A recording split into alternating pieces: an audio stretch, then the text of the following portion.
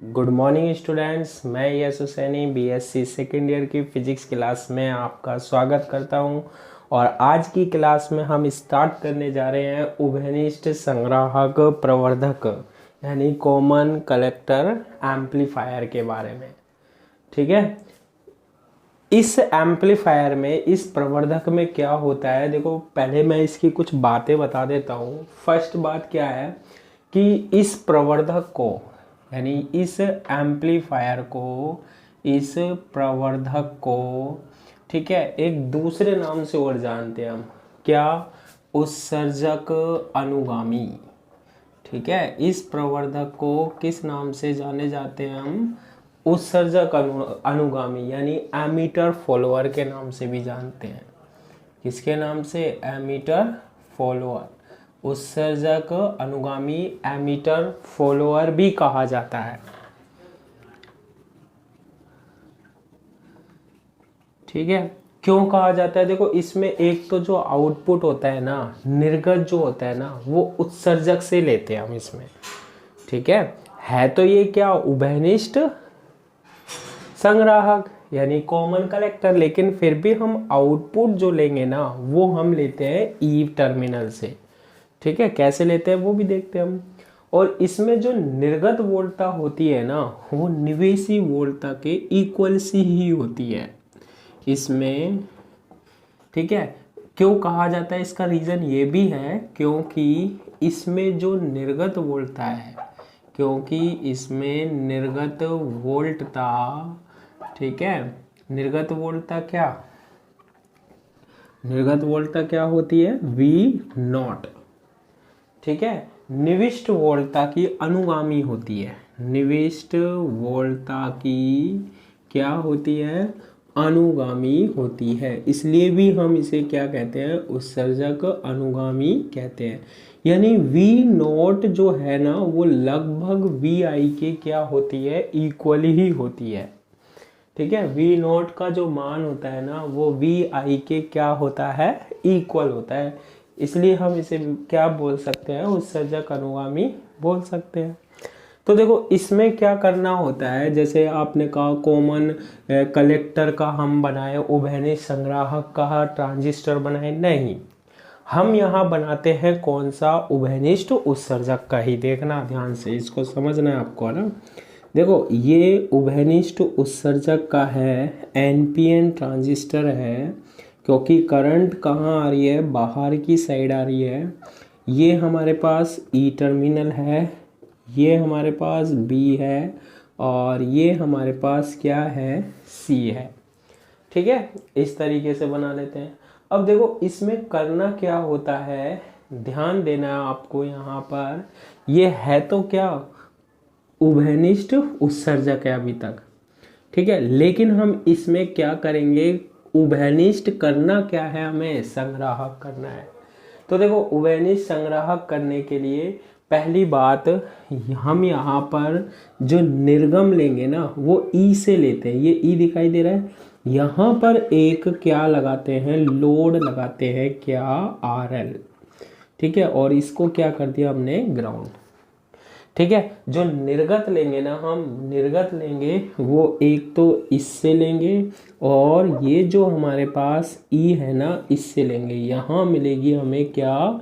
निर्गत वोल्टता output voltage. देखो ई से मिल रही है हमें, मिल रही है नहीं मिल रही? यहाँ ई से एक तार ले लिया, एक तार यहाँ से ले लिया, यहाँ हमें क्या मिलेगी? निर्गत वोल्टता आउटपुट वोल्टेज मिलेगी। ठीक है, इसके बाद निवेशी वोल्टता क्या होती है? अब देखो इसको अग्रबायस और पश्चबायस कैसे करते हैं वो भी देख लेते हैं हम। ये जो सी है ना, सी, सबसे पहले तो ये निवेशी वाला पार्ट होता है, ये निर्गत वाला होता है।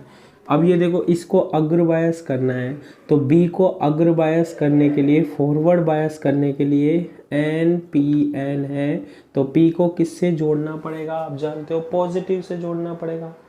ठीक है, पी को किससे जोड़ना पड़ेगा? पॉजिटिव से जोड़ना पड़ेगा। तो हम इसको किससे जोड़ देते हैं? पॉजिटिव से जोड़ देते हैं। और इस बैटरी का नाम हम धर देते हैं क्या? वी बी, बी धर देते हैं। क्लियर है। यहाँ पर साथ में हम एक रेजिस्टेंस लगा देते हैं, वो मैंने आपको पहले की क्लास में भी बताया है, करंट को क्या करने के लिए, कंट्रोल करने के लिए हम लगा देते हैं, नियंत्रित करने के लिए। ठीक है, अब देखो यहाँ से क्या आ गया, सी, आई ई अंदर की ओर आ रही, बाहर की ओर जा रही है, तो आई भी अंदर की ओर आ रही होगी, आई सी भी अंदर की ओर आ रही होगी। ठीक है, आई बाहर जाती है तो बाकी दोनों कहाँ आ रही होती है, इनसाइड आती है, अंदर की ओर आ रही है। सी को हमेशा क्या करना होता है, पश्च बायस में। सी क्या है, एन, एन को पश्च बायस से करने के लिए किससे जोड़ना पड़ेगा, पॉजिटिव से। इसका नाम धर देते हम क्या, VCC। इसको तो क्या करना है, अग्रवायस करना है। अग्रवायस पी किससे होगा, ये सी को पश्च बायस करना होता है। तो सी पश्च बायस कब होगा, जब सी किससे जुड़ा होगा, हमारे पास पॉजिटिव से जुड़ा होगा, क्योंकि सी क्या है, एन है, NPN है ना। और अब देखो सी संग्राहक जो है ना, उभयनिष्ठ कब होगा, देखो मैंने यहाँ लिया, ये ऊपर से गया, इसको मैंने यहाँ जोड़ दिया नीचे। ठीक है, कहाँ जोड़ दिया मैंने, नीचे। अब देखो ये कौन सा टर्मिनल है, ये तार कहाँ से आ रहा है, ये सी से आ रहा है। ये पूरा क्या है, ग्राउंड है। ये पूरा ही टर्मिनल हम क्या कह सकते हैं, ये पूरा टर्मिनल हम कह सकते हैं ये सी ही है। तो ये सी से हमने एक तार तो कहाँ ले रखा है, देखो निवेशी में ले रखा है, और सी से क्या ले रखा है, निर्गत में। तो सी क्या हो गया, कॉमन हो गया, उभयनिष्ठ हो गया। ध्यान रखना कैसे हुआ है, क्योंकि सी जो है वो ऐसे जुड़ रहा है नीचे। ठीक है, और ये नीचे ग्राउंड है, भूसंपर्कित है 0 वोल्ट। तो ये पूरा का पूरा जो है वो कितना होगा हमारे पास, ये जुड़ा हुआ 0 होगा, यानी इसे हम सी कह सकते हैं। तो सी जो है वो निर्गत में भी है, आउटपुट में भी है, और सी कहाँ है, इनपुट में भी है और निवेशी में भी है। तो इस तरीके से ये जो हमारे पास एम्पलीफायर बनता है, प्रवर्धक बनता है, ये कौन सा प्रवर्धक होता है हमारे पास, उभयनिष्ठ संग्राहक प्रवर्धक होता है। अब देखो निर्गत हम ई से ले रहे हैं, आउटपुट हम ई से ले रहे हैं। जब भी निर्गत लेते हैं तो हम यहाँ पर क्या लगा देते हैं, संकेत, ये कैपेसिटर लगाते हैं, संधारित्र। क्यों लगाते हैं, क्योंकि ये पूरा काम किस में हो रहा है, डिस्ट में हो रहा है, DC में हो रहा है, लेकिन हमारा संकेत कौन सा होता है, AC होता है। तो ये किसको रोक लेता है, जहां पर देखो ये बैटरी लगी है ना, डिस्ट वाले भाग को रोक लेता है, केवल प्रत्यवर्ती वाले भाग को दे देता है। अब कुछ निविष्ट भी तो करना होगा हमें, तो हमने यहाँ पर क्या लगा रखी है, एक वोल्टता लगा रखी है, क्या, VI वो संकेत होता है जिसका हमें क्या कराना होता है, प्रवर्धन करना होता है, एम्पलीफाई करना होता है। तो यहाँ पर भी हम एक संधारित्र लगाते हैं। क्यों लगाते हैं, ताकि ये जो DC है वो इधर ना जाए, AC इसमें से ऐसे निकल के जाएगी, ये डिस्ट और AC मिल रही है, फिर ये यहाँ से ऐसे काम होता रहेगा। फिर इसमें से जब बाहर निकल रही होंगी, डिस्ट और AC दोनों आ रही होगी। अब यहाँ संधारित्र क्या कर लेगा, डिस्ट को रोक लेगा, DC को रोक लेगा, और AC निकल जाएगी, और ये हमें संकेत मिल जाएगा, उसका प्रवर्धन हो जाएगा, बस एम्पलीफाई हो जाएगा वो। ठीक है, तो अब ये हो गया हमारे पास क्या, कॉमन कलेक्टर एम्पलीफायर। अब देखो इसका हम क्या बनाते हैं, H प्राचल बनाते हैं। देखो H प्राचल जो बना रहे हैं वो समझना आप। देखो इसको, ये जो ट्रांजिस्टर मैंने लिया है, ये देखना समझना, ये जो ट्रांजिस्टर मैंने लिया है, देखो लोड यहाँ जोड़ा है मैंने नीचे, ई के नीचे, ये ऐसा ही सर्किट होता है जिसे हम बोलते हैं कॉमन कलेक्टर एम्पलीफायर। इसमें तो हम कुछ कर ही नहीं सकते। क्लियर है ये वाली बात, ठीक है। अब देखो ये NPN है, NPN और उभयनिष्ठ उत्सर्जक वाला है, और CE कॉमन E के लिए यहाँ तक तो देखो, ये जो मैंने ये डार्क इसमें डैश डैश में लिया है, ये CE तो है हमारे पास, उभयनिष्ठ उत्सर्जक। इसका H प्राचल हमने बनाना सीखा था, क्या होता है देखो CE का समझना। और इसमें भी हम कौन सा डिस्कस करेंगे, हम ज़्यादा दिमाग नहीं लगा रहे हैं, सरलीकृत डिस्कस करेंगे, सरलीकृत सिंप्लीफाइड वाला देखेंगे, है ना। तो इसमें क्या होता है, सिंप्लीफाइड में यहाँ पर होता है हमारे पास HIE होता है, ठीक है। नीचे कौन सा होता है, E होता है, कॉमन होता है। यहाँ पर जो वोल्टता होती है वो VI होती है, करंट जो होती है ना वो IB होती है, ठीक है। यहाँ पर होता है हमारे पास क्या, HFE इंटू IB होता है, और ये इस तरीके से यहाँ होती है निर्गत वोल्टता, और करंट जो होती है ना वो कितनी होती है, IC होती है। और देखो HFE इंटू IB जो होता है वो GM इंटू VBE के इक्वल भी होता है, ये भी हमने पढ़ा था कि IC को हम HFE इंटू IB लिख सकते हैं, तो GMVBE भी लिख सकते हैं।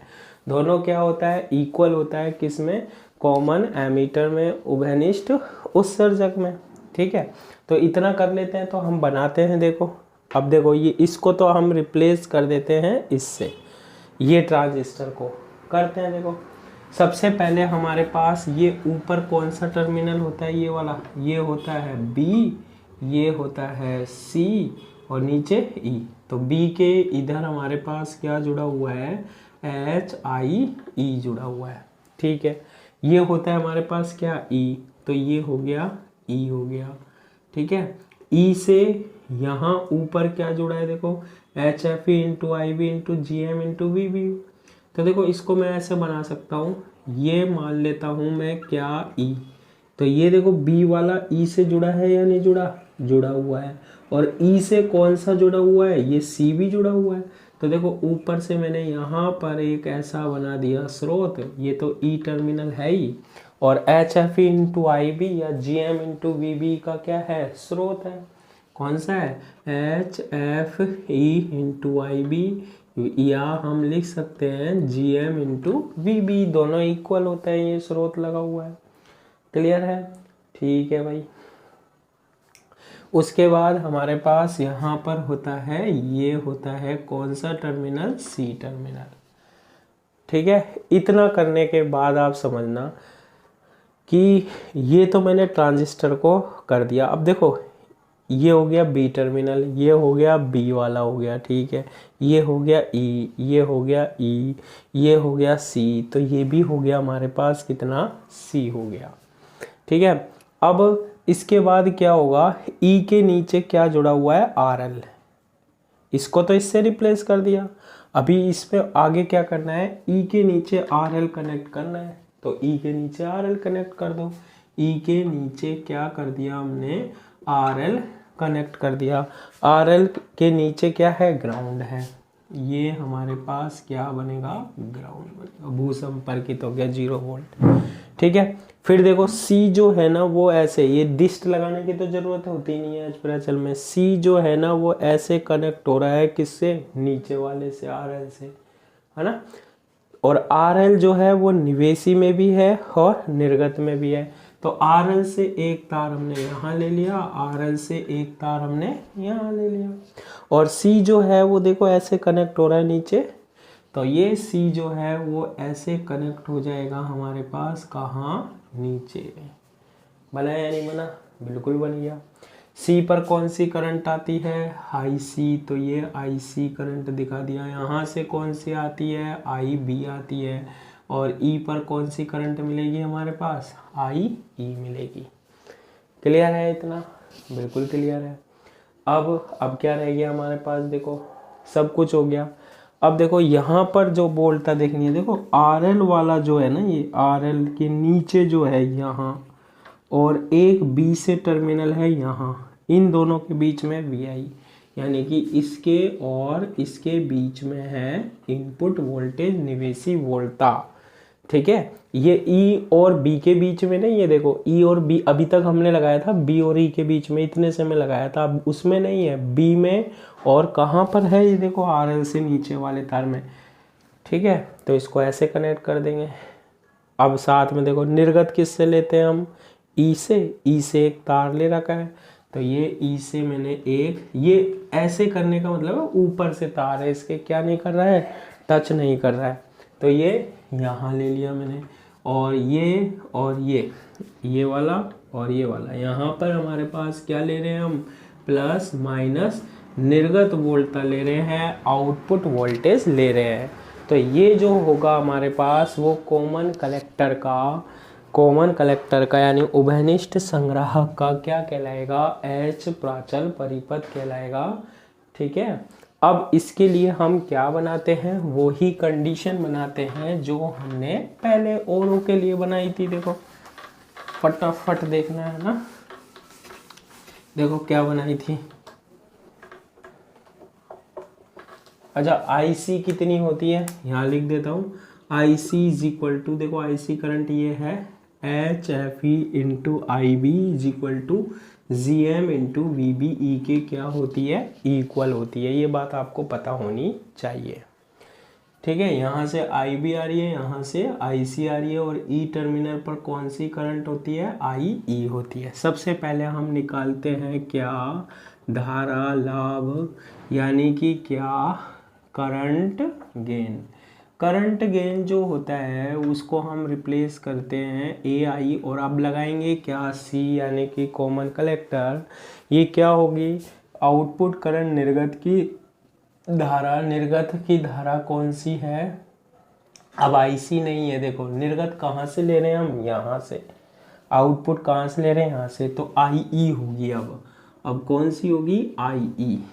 और निवेशी की धारा कौन सी है, IB है, ठीक है। IE अपॉन क्या, IB होगी, ठीक है। अब देखो IE करंट कब बन रही है, यहाँ से आ रही है IB, यहाँ से आ रही है IC, तो IE इज इक्वल टू क्या लिख सकते हैं, IB प्लस IC। तो AIC is equal to IB plus IC upon क्या, IB। AIC is equal to IB से IB cancel, 1 plus IC upon क्या, IB बन जाएगा, ठीक है। और देखो यहाँ से इस फॉर्मूले से IC अपॉन IB की वैल्यू क्या आएगी, IC में IB की वैल्यू का डिवाइड करो, HFE आएगी। तो AIC जो आएगा वो 1 प्लस HFE आ जाएगा। ये हमारे पास क्या आ गया, करंट गेन आ गया, धारा लाभ आ गया, किस में, कॉमन कलेक्टर में, ठीक है। कॉमन कलेक्टर में ये क्या आ गया हमारे पास, धारा लाभ आ गया।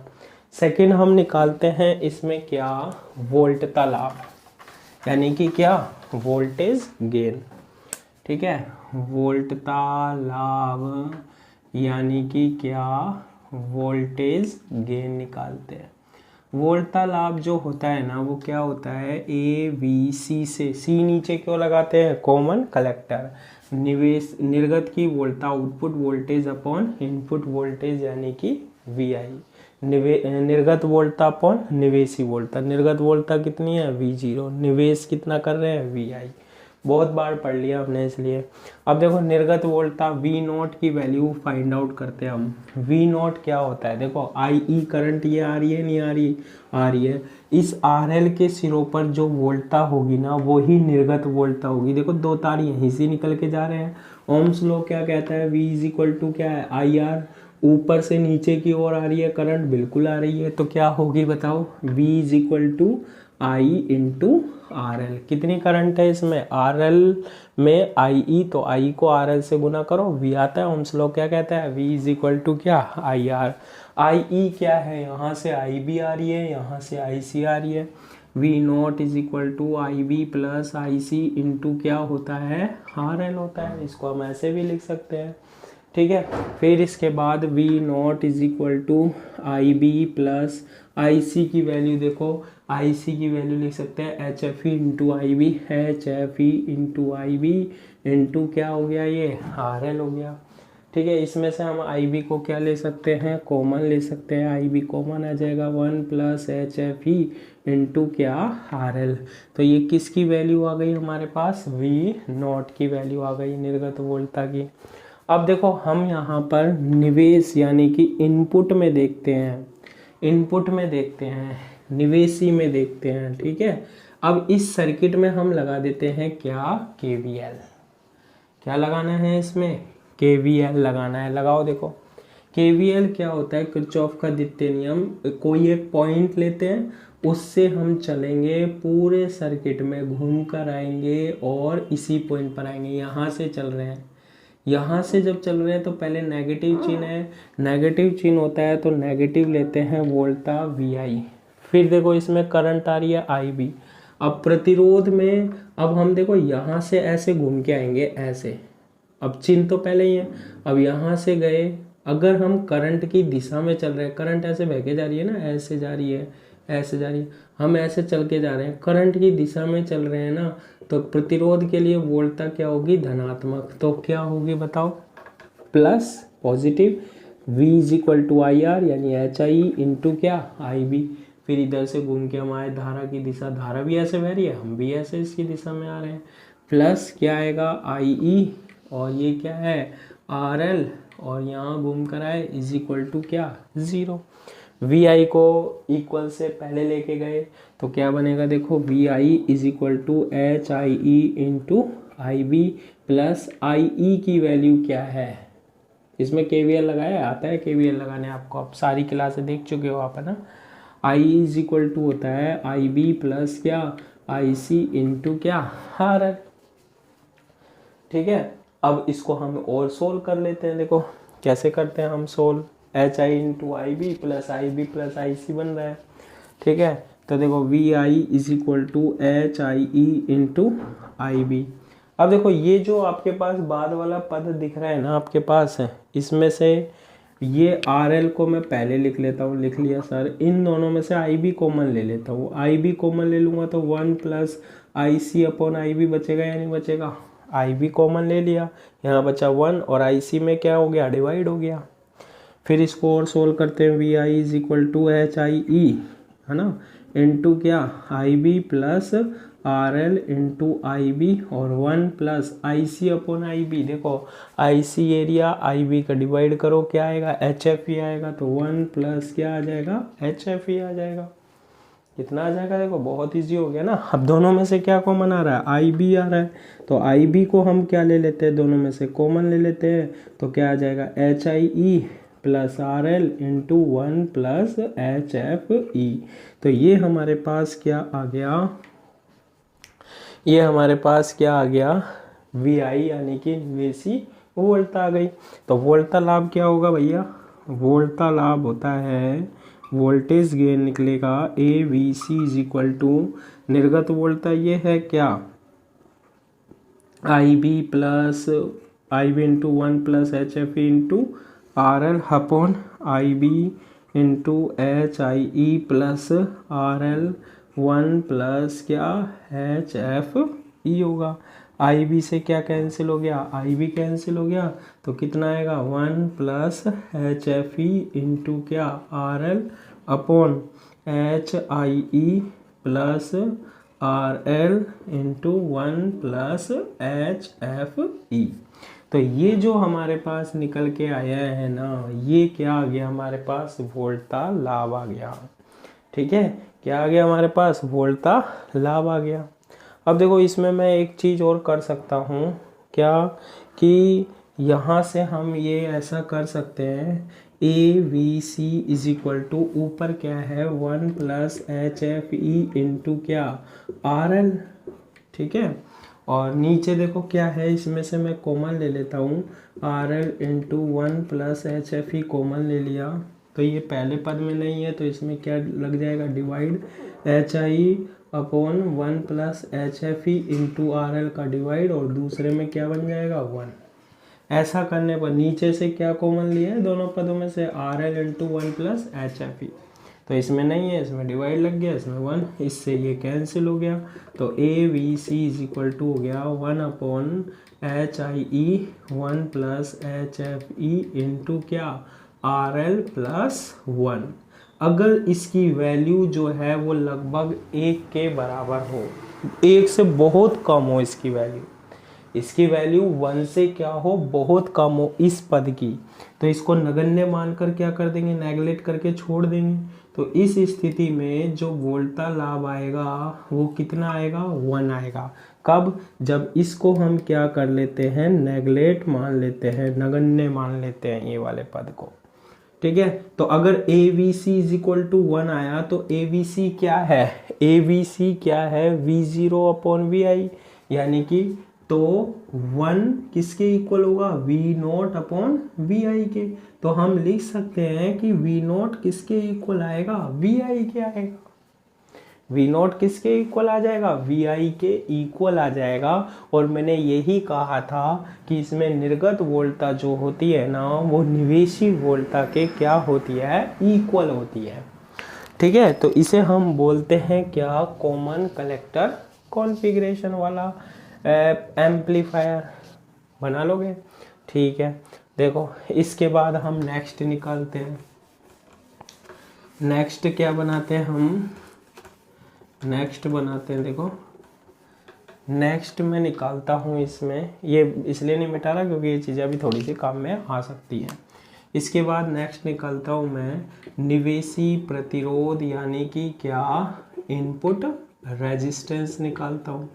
देखो निवेशी प्रतिरोध यानी कि इनपुट रेजिस्टेंस जो है ना वो कैसे निकालेंगे हम, इसको निकालने के लिए आप क्या करो, निवेशी प्रतिरोध यानी इनपुट रेजिस्टेंस, पहले आप पता होना चाहिए क्या होता है, आर आई और सी, इनपुट की वोल्टता, निवेशी की वोल्टता अपॉन निवेशी की धारा I B, V I upon I B का ये फॉर्म होना चाहिए। तो देखो ये इक्वेशन दिखाई दे रही है आपके पास, ये हम निकाल चुके हैं, ये वाली निकाल चुके हैं ना ये इक्वेशन। निवेश में वी आई का मान निकाला था, V I is equal to क्या आया था, I B into H I E plus R L into 1 plus H F E आया था। तो ये देखो आई बी से यहाँ डिवाइड कर दो, V I upon I B is equal to H I E plus R L into 1 plus क्या, एच एफ ई। और इसको हम किसके इक्वल लिख सकते हैं, आर आई सी के इक्वल लिख सकते हैं। R I C is equal to क्या आएगा, H I plus R L into 1 plus H F E आ जाएगा। ये इसका क्या कहलाता है, निवेश प्रतिरोध कहलाता है, इनपुट रेजिस्टेंस कहलाता है। ठीक है, इसके बाद हम लास्ट निकालते हैं इसमें, और ये हमारे पास एम्पलीफायर हो जाएगा क्या, खत्म। ठीक है, कौन सा निकालते हैं हम, निर्गम प्रतिरोध। एक एक चीज़ कराइए मैंने आपको, नंबर तो कहीं कटेंगे नहीं, सीधा सीधा करना है ना। आउट बस आपको ये है कि कौन सी चीज़ कैसे हो रही है ये आपको आना चाहिए। अब देखो आउटपुट रेजिस्टेंस तो आप जानते हो भैया, आउटपुट की वोल्टता, ठीक है, अपॉन आउटपुट की करंट, उससे निकाल सकते हैं। लेकिन इस सर्किट में क्या है, निकालना बहुत ईजी हो जाता है। देखो कैसे, निर्गम प्रतिरोध कब निकालते हैं, जब निवेशी वोल्टता को क्या रख देते हैं, 0 रख देते हैं। देखो यहाँ से हम क्या ले रहे हैं, आउटपुट ले रहे हैं, नहीं ले रहे, यानी ये कौन सा सर्किट है हमारे पास, ये निर्गत सर्किट भी है ये। तो आप क्या करो, देखो ये जो सर्किट है ना इसमें V I is equal to 0 रख दो। वी आई को 0 रखने का मतलब है कि ये जो बी टर्मिनल है और ये जो नीचे वाला टर्मिनल है इसको शॉर्ट कर देना। इसको क्या कर देना, शॉर्ट कर देना, लघुपतित कर देना। वी आई 0 का मतलब कर देना, इसको सिंपल तार से जोड़ देना। ठीक है, यहाँ पर आपके पास करंट फ्लो हो रही थी, होने दो आई बी, उससे आपको कोई मतलब नहीं। प्रतिरोध क्या है वो देखो, आप देखो प्रतिरोध तो दो ही है, एक तो है एच आई, मैंने बना लिया यहाँ पर क्या, एच आई ई, दूसरा यहाँ ऐसे जुड़ रहा है, नीचे है क्या, आर एल, तो मैंने यहाँ पर जोड़ दिया क्या, आर एल। ठीक है, अब यहाँ पर जो कंडीशन है ना, ये ई टर्मिनल है, यहाँ से जो हम प्रतिरोध देखेंगे ना वो आर ओ सी होगा, यानी कि यहाँ और यहाँ के बीच में। तो देखो ये जब टर्मिनल देखते हैं ना हम, तो ये ऐसे आ रहा है, यहाँ से यूं ऐसे। ठीक है, एच आई ई और R L, H I O R L. तो देखो इन दोनों के बीच में यहाँ से जो देखते हैं ना वो निर्गम प्रतिरोध होता है आर ओ सी। ठीक है, और ये जो है वो कुछ इस तरीके से होता है, ये तो होता है आर एल और ये होगा हमारे पास क्या, एच आई ई। तो ये दोनों होते हैं किस में, यहाँ से देखते हैं जब ये दोनों होंगे समांतर क्रम में। ठीक है, कैसे होते हैं, केवल यही रहता है दो, एच आई और आर एल निर्गम में है ना, तो इसका समांतर क्रम निकाल लो। तो 1 अपॉन क्या, R O C is equal to 1/HIE plus 1/RL। तो 1/ROC is equal to LCM ले लिया HI इंटू RL, तो ये बन गया RL प्लस HI। इसको उल्टा कर लो, इन्वर्स कर लो, ROC is equal to HI into RL upon RL plus क्या HIE। ये हमारे पास क्या कहलाता है, निर्गम प्रतिरोध कहलाता है, आउटपुट रेजिस्टेंस कहलाता है। इस तरीके से हम किसका विश्लेषण कर लेते हैं, एनालिसिस कर लेते हैं कॉमन कलेक्टर एम्पलीफायर का। और आपके जितने भी एम्पलीफायर हैं वो फाइनली कंप्लीट हो चुके हैं। ठीक है, तो आज की क्लास के लिए इतना ही। Thank you.